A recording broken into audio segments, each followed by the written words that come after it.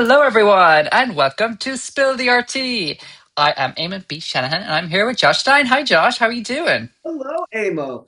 87. We're up to 87 episodes, man. I can't 87. believe that shit. That's crazy. Fantastico. It's excellent. We are spreading the news like wildfire, creating all of our creative buzzes, and making life fabulous for everybody who We're listens and doing, watches.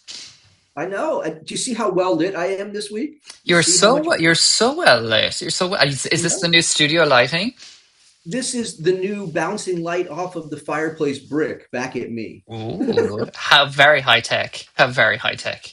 The we are well. I'm in a quite a dimly lit room at the moment because I don't know why, but anyway, there we go. So it's all very harsh and disgusting. So anywho, that's okay. That's okay. We won't worry about the studio in which we are present in. Soon I will shoot from that studio, but not Excellent. today. Okay, well that's okay. That's okay. I didn't have to resize you, which is good. That's good.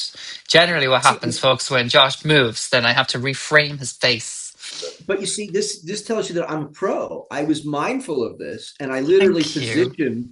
positioned this chair in relationship to the camera, knowing how he had shot me last week. You see that? That is just so considerate. You should I be am. Josh Considerate Stein. That's your new name. You know, I'm JC not your Stein. typical. I'm not your typical talent, right? I work behind the scenes. I know what it's like when people give me more work than I don't need. So I try to make less work for people. That's okay. Just remember that come the holidays. I will. I will. I will. Anyway, Josh, we have a bucket load of stories to get through today. How about you give us a little teaser as to what's coming up on the show? So this week, a Louvre Heist update coming to a theater near you. Frank Stella's Diné weaving collection, protection against Alzheimer's, lithium, shocker. Cattelan's banana stolen, and the museum is pressing charges, although in a weird kind of way.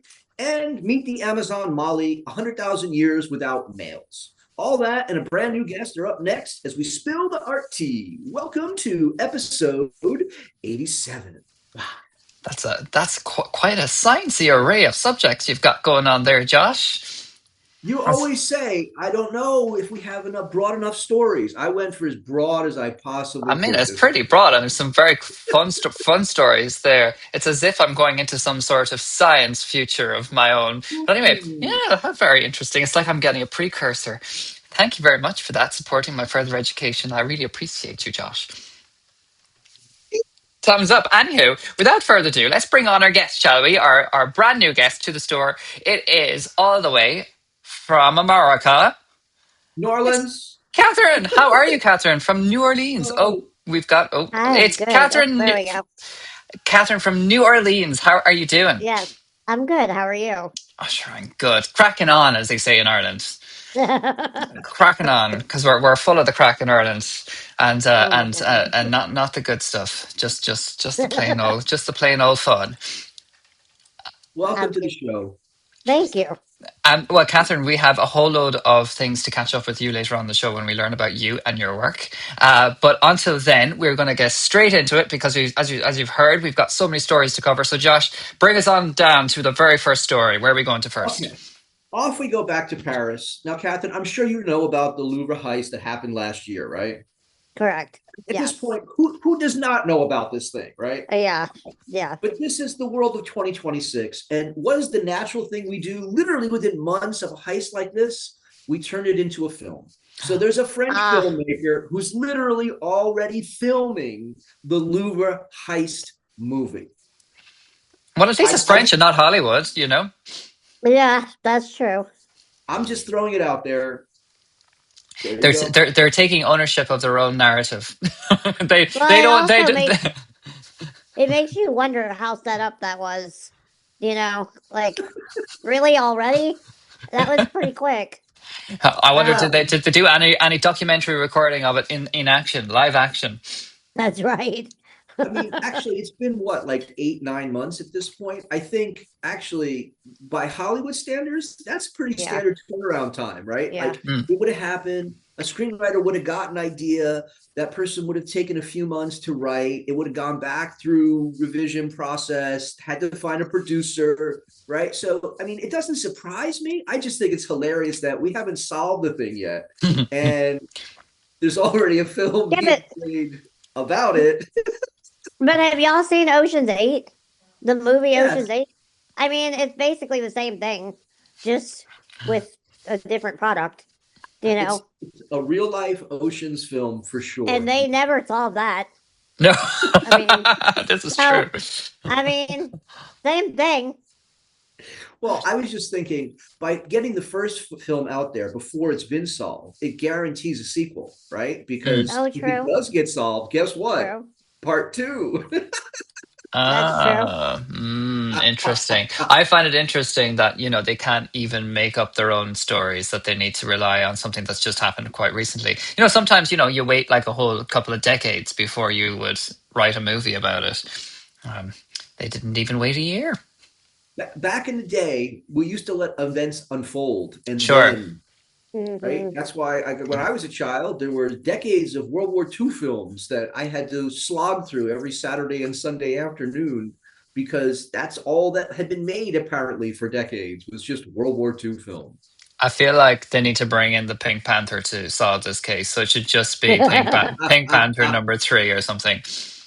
That would be calling funny. calling Steve Martin. I was Absolutely. just thinking that. Yep. Absolutely. Yep. I Yep. feel, I feel as though it's gonna be it's gonna have to be a comedy though. It can't be serious, surely it's a comedy.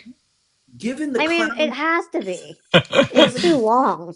I given mean, the it's a clown car, right? It's the construction equivalent of a clown car. We're going to wheel a 3-story high ladder car into the back of a museum. No one's going to stop us. That is a literal clown car on stage. I It's right mean, there.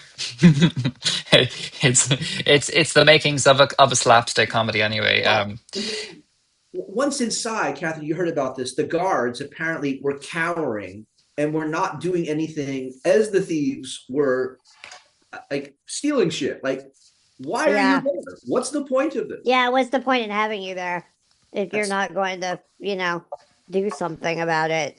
half the cameras didn't work. The Oh guards my. didn't do their job. Well, that doesn't surprise me about the cameras. I mean, because I live in New Orleans, the very old city, and, nothing works. So that that part doesn't surprise me as much. Yeah. However, if there's security somewhere, they are working. So, yeah, I'm sure the beignets are still working though, surely. they are. Yeah, They we'll are. get some beignets. They are. We've had a couple of guests from around your area now, and nobody has Have brought a you? beignet to the table. So I'm just wondering what's going on Oh, about that. I But should have sure, gotten a. We actually have a drive-through beignet stop. stop. Yeah, not far from our house. Like Oh. you literally drive through But and get your beignet. before I start salivating, let's move on to the next story. So I'm sure you both have heard of Frank Stella, Yes. very famous artist, pop Mhm. artist. Did very geometric kind of work. Very well known for these very large, colorful, geometric Mhm. pieces. So apparently he had a collection of Diné, that's a particular Native American tribe. They were weavers who do very geometric kind of work. Now, I can guarantee Stella was not collecting these with the same kind of intention as someone who's like a collector of native art Mhm. today is probably collecting, right? Stella was approaching it more from a pure visual aesthetic perspective Mhm. because that's what he Mm, was into. With this kind of like dehistoricized, denatured geometric work. And so, but they're coming up now for presentation. Apparently, it was this huge collection they had that had never been seen before. That's now become available. And I just thought it was cool because we often talk about like art history in terms of having to know, in order to appreciate it, you have to know the whole story. I don't know whether Stella knew the whole story or not, but the mm, weavings themselves are just really cool as pieces of art in and of Mhm. themselves. mm. Just really neat, functional geometric work. I have a couple of them to show us as well, and I kind of found them quite Mhm. maybe like mesmerizing or something. They have this kind of the Yeah. kind of kaleidoscopic sort of feeling, or like that feeling of like your eyes making kind of funnies going on as you look at it. What am I trying to think of? I'm trying to think of a word. A Um, kaleidoscope. Well, and yes, that. I mean, these these are from the 19th century, the late Mm, 19th oh, century. And so interesting. they look modern. They're not modern. I mean, they're Yeah. modern in the sense of I think as an illustrator, as a painter, Hmm. this is one I really like because it reminds me of work my own that I've done. Right, Mm. you have, it's kind of like the edges of a soccer field. Like you have the boundaries of what you're able to do, and Yes. so you sort of experiment and play with different forms and shapes, right? And it evolves. And the fact Mm. that like people, we see this in like evolution, where you have things that evolve to the same point from different starting points.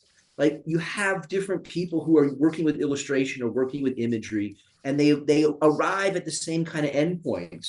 I Mm. find that really fascinating, right? Like there's a Yeah, commonality there because of it.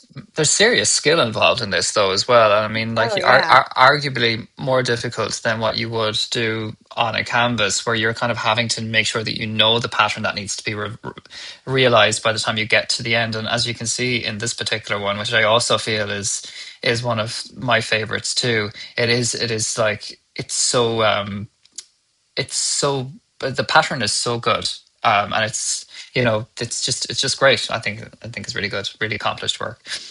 Can you imagine realizing at the end that you messed up in the middle somewhere?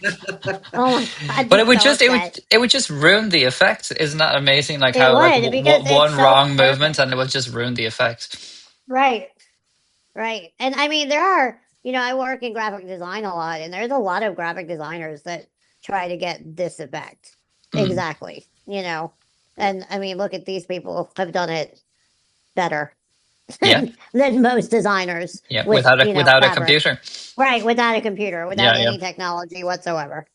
Well, what I like about this piece is the deliberate idea is to make it blurry, right? And the Yes. textile facilitates that, right? Like it's this nice meeting of form and function, so that the hovering, the visual effects that you're getting, part of it is only possible through textile. It would Mm, be doing this using various kinds of hard edge techniques as a painter, or using Yeah. various kinds of computer aided design that would give you similar kinds of shape effects. It would mm, be too crisp. It would lose a bit of the humanity that makes this like an Hmm. interesting piece. yeah. The vibrating effect that happens from your eyes, I think, is partly because of the textile and the human hand that helped to form it. Mm. Definitely. I can't see it in my Definitely. meditation room, though. I don't feel like that's something that would relax me. No. It's like Yeah. too much. I mean, this is going to sound kind of woo woo, but it's like too much vibration. You know what I Yeah. mean? Like it's not relaxing at all. Yeah. Well, I suppose it Yeah. has its purpose. Oh, it does. It does. Oh, Just maybe not in your meditation room. well, I put it's just me, but I'd put something like that in the bathroom. It'll move people along. Oh no. If anything, that probably would be considered my meditation room. Oh, no, Yeah. I'd put it in like a game room or something. Yeah, Somewhere where there's, yeah, something that like works. that. Yeah. Yeah. Yeah.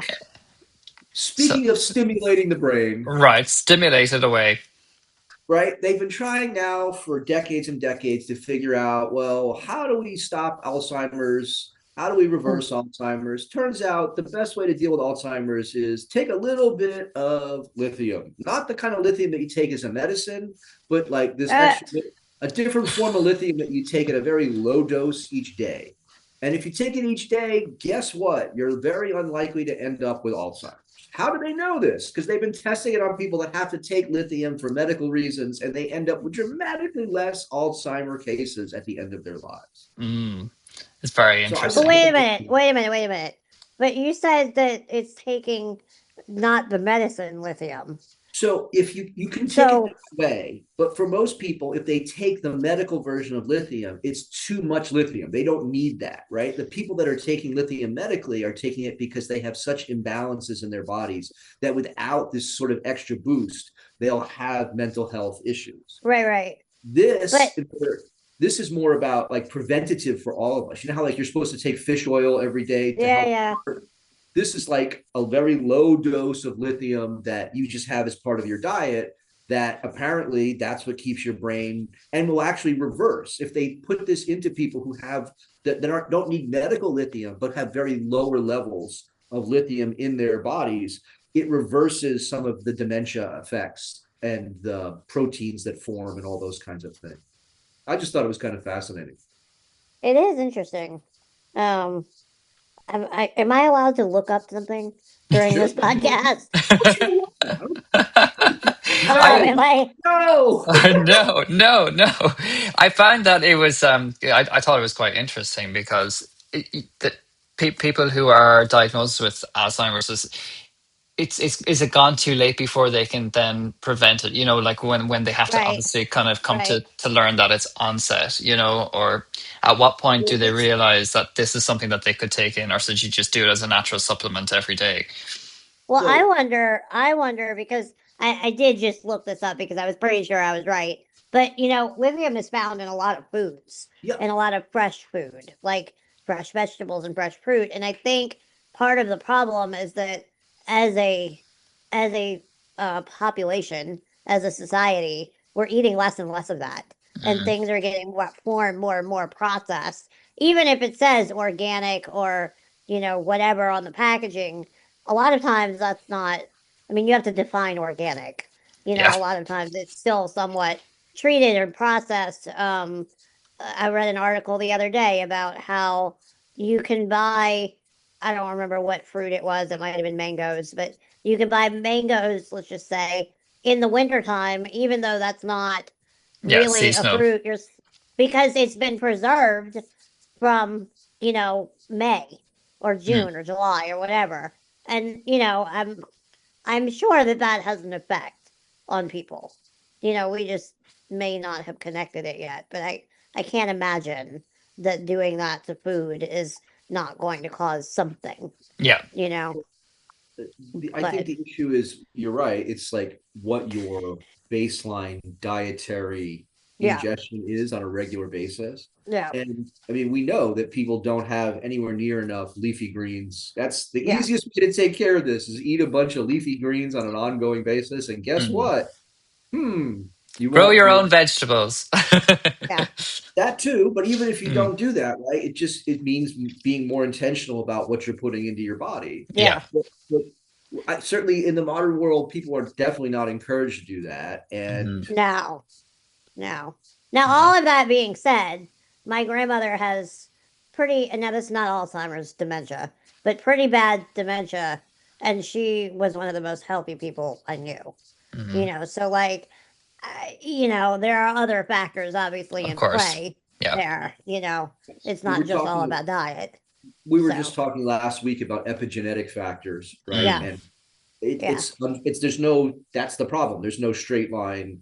right, But even within the studies that they did here, they saw a 70% reduction. That's not 100% guaranteed that no Yeah. one's going to end up with Alzheimer's, right? That means the baseline population versus this other population, they had a 70% less rate of Alzheimer's. That doesn't right, mean Alzheimer's has been reduced to right, non-existence, right? Yeah. That's unfortunately not. But no, to address the other question that Amo that you asked, even in people that had later stage dementia, Alzheimer's, they saw reversals Mm. through hmm, the use of this lithium. interesting. That this apparently is like the one thing that both in terms of long-term protection and also in terms of shorter term, after they realize there's a problem, to help to reverse some of those things.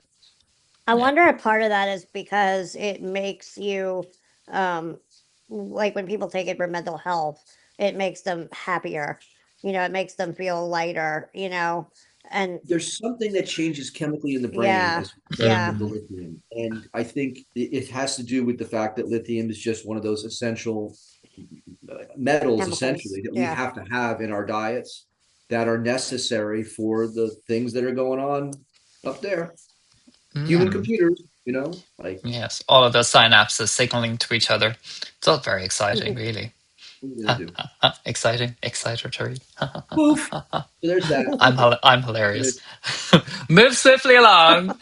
So speaking of fruits and vegetables, see how I did that one there? That's called a vamp. Speaking uh, of fruits and vegetables, I'm sure, Catherine, you're aware of Cattelan's the comedian, whether you know it as the comedian or not, right? It's the banana taped to the damn wall, oh yeah, right? So oh yeah. um, the way that this works is every couple of days they refresh the banana and the tape, right? It's like you don't have the banana from 5 years ago, right? I mean, it's about the certificate of authenticity and the instructions for how it's supposed to be hung, and that's what makes it the one of three editions that people pay millions of dollars for. mm, Okay, So there's this museum in France, in Paris, the Centre Pompidou, naturally enough. They had it up and someone stole it. Now, Imagine that. this has happened before. People have done this on purpose. They've eaten it. They've said this is a performance art piece. I'm extending the life of the piece by eating it, blah, blah, blah. Okay, right. So, but this is where the French are just off their fucking rockers. It goes back to the Louvre Heist, really. The Centre Pompidou now wants to prosecute, even though they have no idea who did this. So they're basically prosecuting Anonymous for the theft of Cattelan's banana. I don't even know what to say to that. Like I don't know if I have words for that one. It's just so French. Just so French. It's something. It's something. I had fun with the banana though. See, there we go. Oh yeah, there you go. Yeah. Where's Josh gone? Where is he? Is that a banana? He's behind the banana. Is that a banana in your tailpipe, or are you just happy to see me? Oh my god. Oh dear. Maybe they felt like they needed something to increase the potassium levels in their brain. That's all to do with that too, you know. See. If you remember, I mean, they do say any attention is good attention, right? Yeah. Yeah. So there it is. Maybe it was Cattelan who had said to them, "It's like, guys, we've got no attention in the last month, so somebody make some news story about it." That's right. Somebody steal it. It's like any theft of conceptual art doesn't kind of get the point of conceptual art, and so it's just on all levels. It's just hilarious to me, right? Like, you didn't steal the cola. I can get more tape than another banana. Nothing's actually been stolen here. Yeah. And then on top of it, you don't even have, again, no cameras, no way of knowing who actually did it. Shocker. Like, surely there's more serious crimes out there that they should be investigating. You would think. I mean, so what if the person, instead of just, what if they stole it, but what if they replaced it with another banana? Like, what would that count as stealing it or not? Since they do it every 3 days anyway. I'd replace it with a carrot or something. Like, yeah, that's funny. That's funny. I'll give you that one, Josh. That's funny. I find that hilarious. If you're going to be the comedian, then at least swap it out for something interesting. Like, if you're going to be a comedian, you would replace it with an eggplant. Or like maybe like those long feather dusters that are like. Oh yeah. I would turn it into something that would really make it performance art, right? Yeah. And actually extend the idea, as opposed to this cheap, cheesy, I'll just eat but come on, there's nothing fun about that. That's so obvious. Maybe they were afraid of the bacteria that would be created from the banana as it was sitting on the wall, because it was going bad. So I don't know, perhaps it was over genetically modified. Who knows what's in their minds? What are you thinking? It's a banana. It's inside of its peel. I just want to know if they have a fruit fly problem. Maybe that could have been it. That could have been it. It's getting warmer in Europe now. So there was a heat wave there for a day last week. So perhaps maybe that's what it was. The fruit flies took it away. That's it. We have that problem. I don't know. I think that tea is spilled. Go on. Speaking of fruit flies. What? How do you get to that? Well, when you think of fruit flies, they're like the simplest version of teaching reproduction, right? Like most of us in biology class, and you got like the peas and the Mendevian, like this pea and that pea, and then you got the fruit flies, and so most of us think you got to have two sexes in order to like have a species exist as a species, and 99.9% of the time that apparently is the case. However, there are very long-lasting species. In this case, there's a fish that's been around for 100,000 years with no males. Oh dear. A species without males. I don't know if I'm up for that now, to be honest. And so the point of this article was really like, why do we have two sexes in the first place? And the point is to keep the genes moving, right? Like it involves a lot of energy and time for a species to actually have two sexes and to have to keep, but it keeps mutations down, it keeps problems down, right? And so that's about species longevity. And so the common thought is, well, unless you have two sexes, then you're not going to be around for long. You'll eventually kind of become sterile, right? Like a mule or something. Nope. Like not in the case of the Amazon Molly, 100,000 Yeah, years. so I recognize that this is the Amazon Molly, like because I'm a fish person. I'm not. However, is this just the Amazon? Is this just the The Amazon fact, Molly? the fact that you're like, oh, I'm wrecked. Like, of all things, of all, Amo, 2.5 years of doing this damn show, right? Usually you're like, I don't know this word I from got a that new word. goldfish today. Me gotta get myself some piranhas. Oh, and of course I've got some Molly in the fridge. Or sorry, no, in the tank. Where is it? They stay in tanks of water. Sure. Yes. So, anywho, my question was back to the actual seriousness of the case. Is it just the Amazon Molly that is the species in question and which can only reproduce No, asexually? no, there are apparently others. They're rare. This apparently is one of the rarest because it's like large. Like they have like small things, stuff that's like Mm, protozoa, those kinds of things. okay. Where Mm. because of the millions and millions of different kinds of bugs that are out there, there's a certain number that produce asexually, essentially. But Mm, apparently, other species can do this. Sharks have been known to do this under extreme duress, right? When they haven't been able to find a mate, they're able to actually it's called parthenogenesis, where you reproduce without having sex. oh, But it's a wow. rare, it's like a species preservation backup B plan kind of thing. That's not what happened here. Mm, What happened here was apparently 100,000 years ago, the original Amazon molly was a two-sex species, and it mated with another species. And instead of producing a sterile mule, it produced a species that we now call the Amazon molly that no longer needs males at all. oh. Mm. The heteros ain't gonna be happy about this, guys. That's all I'm I saying. was not. I was not around. I'm not responsible. Oh dear. It looks like the type of fish you'd get in a fish tank, to be fair. Like as in like a non like Yeah. it looks they look basic, just a little bit basic. But But maybe they that's why they have also, to learn to reproduce in their own because they just don't have that, je ne sais quoi. Of it doesn't surprise me though that the fish originally comes out of the Amazon, right? Because the course. Amazon's one of the greatest areas of biodiversity that we Right. have on the planet. It's not the only one by any Um, means, oh, but I a thought they tremendous. were just shipped by Jeff No, Bezos. both on both sides of South America.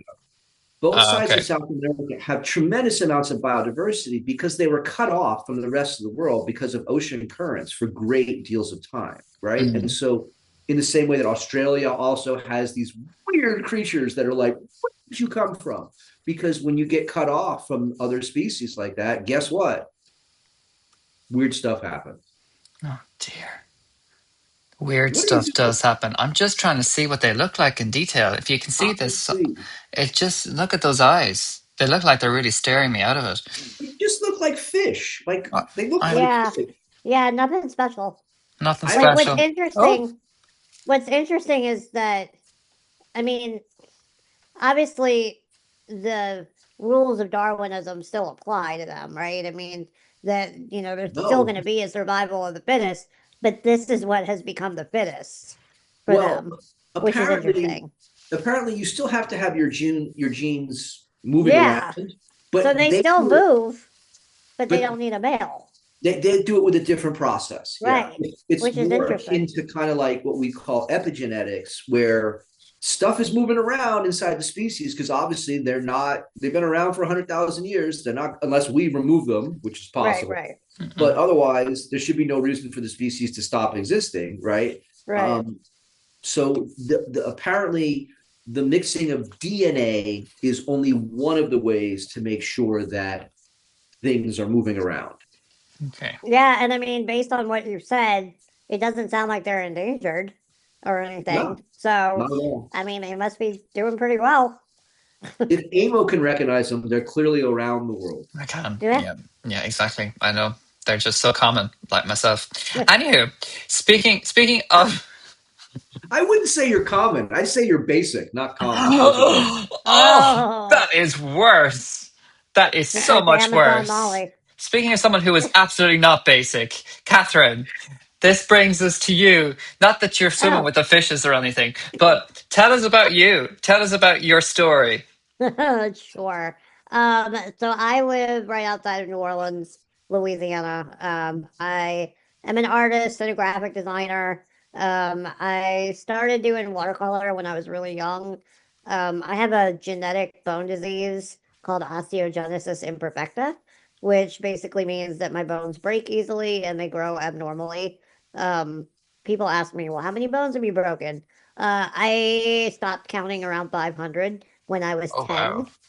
So, yeah, it's a lot. Mhm. That's the easy answer. It's a lot. But I use a wheelchair for mobility. It's easiest for me to lay down, which is why I'm laying down right now. Uh, but when I was young, my mom was always trying to find things that I could do because I was smart and I was bored and I was Mm. driving her crazy.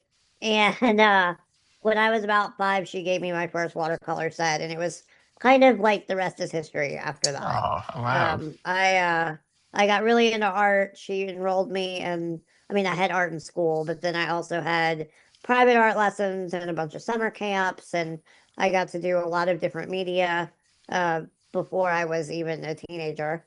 And I started. So my parents are both veterinarians, so they each had their own practice, and I would have to go with at least one of them to work on Saturdays when I was little, and I was bored, so I'd sit in their waiting room and draw whoever walked in, basically. And the owners eventually started handing me money for them, like organically, not because I said, "Hey, if you give me $5, I'll give you this terrible picture drawn by an 8-year-old," you know. And they just started asking for them, and then it kind of evolved into, well, if I give you a picture of my dog, will you go home and paint it, and I'll give you however much money. And then I was definitely hooked. That kind of sealed the deal because when you come up with a way to make money as a 10-year-old, Mm. that that kind of sticks. So Yep. I continued art through high school. I majored in graphic design at Loyola University in New Orleans and graduated from there in 2011.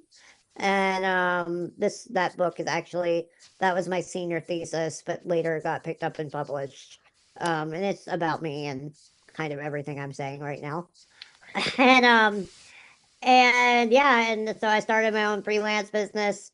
Today I do kind of half and half. Like I still love to paint, but as most artists know, that is not enough most of the time Yeah. to survive.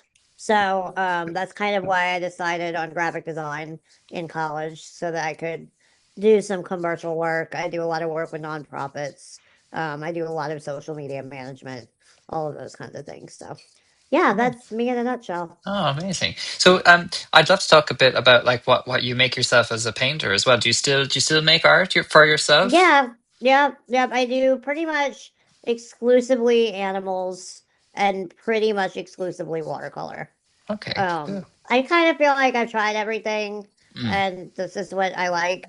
For a few reasons. I mean, one is I just like the medium, but another is that it's not a real messy medium, Yeah. and it's relatively compact. And Mm. like for me, my arms are like, 6 inches long. Like we're not talking about me being able to reach a lot, so that really helps. Amazing. Amazing. And so, do you sell your artwork now still? I do. I do. I sell it online, Okay. so you can go on my website and look and see what I have. I do shows during the year, so right now I'm working with a local photographer who does a lot of wildlife, Louisiana wildlife photography, because we have some beautiful animals down here, especially birds. And I'm working with him, and we're doing this series of tandem shows where I'm painting his photos, and then we're showing them together. And Oh, it's amazing. it's gotten really great response. Like, yeah, I wasn't sure how this was gonna go, because I don't see people do that very Mm. often. But yeah, I mean, it's been good so Amazing. far. And But yeah. have you got a show coming up? I do in September. So we have one up right now in a town called Ponchatoula, Louisiana. It's small, but it's about an hour away from New Orleans. Very pretty little gallery. It's a church that they turned into an art gallery, so it's beautiful inside. Oh, And then I have one coming up in September in Houma, Louisiana, which is actually at a museum that focuses on like the water life in Louisiana, so the bayous and the swamps and all that. So yeah, oh. yeah, I'm not yeah. familiar with the local I know. environs of those areas. It's basically it's hot and it's wet and there's a lot of mosquitoes. Is there That's any Amazon mollies there? There are not, I don't think. Oh, but we do have alligator snapping turtles, which are Oh, pretty scary creatures. You should look them up. They're like the closest thing to dinosaurs I think that roam the earth right now. So oh they're pretty scary. Yeah, dear. But the bayou is not a place you want to be, Amo. It's not. It's not Okay. good. no, no. In fact, there was a news story today about them finding a body, and there was evidence of alligator. Yeah. Yeah, Scary. yeah, not good. Well, if let's say you've committed certain crimes and you want to remove evidence of said Yeah, crimes, the place to put the evidence of said crime is in the bayou because absolutely, absolutely. Yeah, That's like but it's like a victimless crime. Well, not a victimless crime, but it's the other thing. yeah, I Victimless mean, crime it's is not good. What's really kind of sad about it, though, is that if they do figure out that an alligator has eaten a body, they kill the alligator for yeah. and get the But evidence. And like, how would they know it's without? not his fault. Okay, And well, if they I feel find a like tooth, this is definitely a spin-off show that we need to do I about. know, I know. When an It's kind of alligator sad. when an alligator ingests a human, Hmm. they get much larger. It's like it's pretty Hmm. apparent that Yeah, they're not I they're get that, not but even a snapping turtle. they're not gonna have a human shaped kind of like body in their tummy. They get distended. They Okay. get yeah, yeah. Like they get and wider. and it's any wild creature like that that actually has a taste for human flesh. The general goal is to remove them because Okay, they don't want them to get the taste of human that flesh. makes They sense. want Right, more of it. Yeah. right. So I'm not pro removing wildlife by any means, but like No, if a grizzly kills somebody, then they tend to then remove the grizzly for the same kind of reason. yeah. Okay. But at the same time, like if you dump a bloody body into a place where there's alligators, like I mean, what is the alligator supposed to do? Say, "Oh, never mind, that's a human. I'm gonna just go the other way." I mean, yeah, that's not gonna happen. Oh dear, oh No, dear. It's not even Halloween and we're talking scary I stories here. know. Hey, if beignets show up at your door, you gonna eat some? Yes, you are. Yes, I am. Exactly. That is Yes, I exactly am. my point. I am Yeah, bloodthirsty for beignets, that's for sure. that's it. So you can't hate what is it? Hate the game, not the player. You got Right, right. gotta So, love the game. anyways, but yeah, Anywho, so yeah, that's not the side of the bayou and the swamps that we're painting and working with. amazing, We're working amazing. with the pretty side. Okay. Yeah, yeah, Excellent. Well, yeah. when all of that information is available, and when you're about to open up and publicize all of that, please let us know so we can share with everybody and Okay. let everybody know when you're exhibiting because that would be really cool. Yeah, But in the yeah. meantime, you mentioned you have a website. So what is that website called? I do. It's kakartnola.com. Perfect. So And yeah, we'll put that link in all of the descriptions across all of the platforms and the medias and everything that we're awesome. on wherever you're listening or watching the Spill the RT podcast today. So that would be great. Cool. And I assume we can catch you on all your social medias as Oh well. yeah, Amazing. especially Facebook and Instagram. Those are Facebook my and two. Instagram. Yeah, yeah. Perfect. Perfect. Perfect. Well, we'll make sure we link you up in the descriptions below. But Catherine, you've been fabulous today. Thank you so much for coming on to Awesome. spill the tea Thank you with for having us. me. Thank Yes, you. this has been fun. Way! Yeah. Fantastic. Yeah, we're looking forward to looking at what your work is getting up to next, and we'll follow you in all of those links. And of course, Okay. Josh, we need to let everybody know how they're going to get in touch with us on Spill the RT. You gotta like, share, subscribe, send to 3 friends, buy some swag. Buy some swag. Please, please leave a comment, be a Yeah. guest, send a guest, ask for a guest. All of the above. Yeah, we've had 87 episodes worth of guests. So if there's anybody in our past guests, give them another shout out and see if they maybe want to come back. So leave a comment. It's good for all of the above. And also, if Yes. you would like to be a guest and have not got in touch with us before, you can do so by emailing us at hello@newacollective.com, or just check us out on any of our social media channels at Newa Collective Art, or just at Newa Collective. Yeah, that's it. That's a wrap. How about that? Yay. That was Yay! fun. The tea is spilled. So until next week, we'll see you next Thursday once again on all your favorite on all your favorite podcast platforms. See you then. Bye. Bye. Bye.